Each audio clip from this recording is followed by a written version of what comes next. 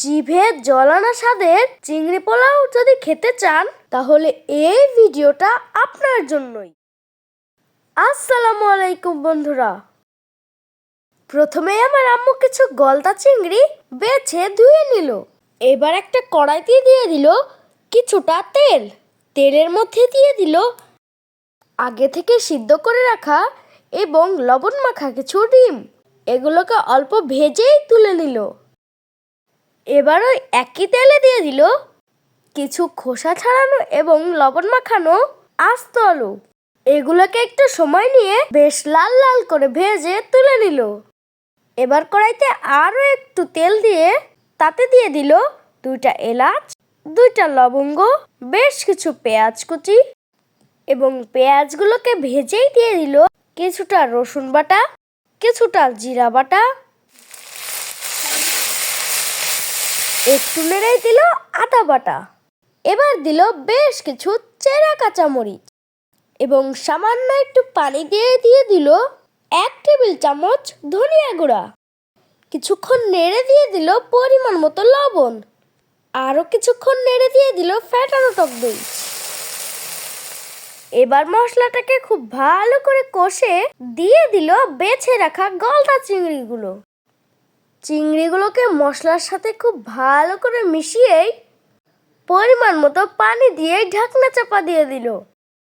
কিছুক্ষণ পর ঢাকনা তুলেই ফুটন্ত চিংড়িগুলোকে একবার নেড়ে চেড়ে দিল। তার কিছুক্ষণ পরেই আগে থেকে ভেজে রাখা আলু এবং ডিমগুলো দিয়ে দিল। এবার একটু নেড়ে চেড়ে এবং জাল করে ঝোলটা কমিয়েই চিংড়ি, আলু এবং ডিমগুলো তুলে নিল। এবার আরও একটা হাঁড়িতে দিয়ে দিল কিছুটা সরিষার তেল।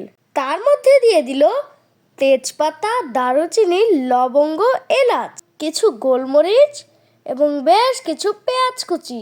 এগুলোকে কিছুক্ষণ ভালো করে ভেজে আগে থেকে ধুয়ে পানি ঝরিয়ে রাখা কিছু চিনি গুঁড়া চাল দিয়ে দিল এবং তার মধ্যে দিয়ে দিল কিছু কাঁচামরিচ।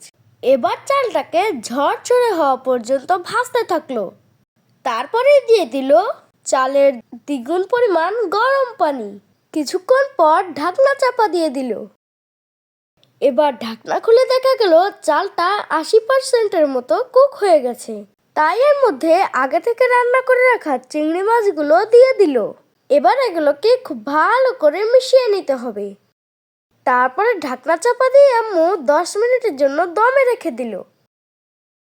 যখন ঢাকনা খুললো তখন ঠিক এই রকম সুস্বাদু এবং ঝরঝরে পোলাওয়ের দেখা মিলল। এই টেস্টি চিংড়ি পোলাও অবশ্যই ট্রাই করবেন বাড়িতে। আজকের মতো রান্না দিয়েই বিদায়। Thank you for watching. ধন্যবাদ।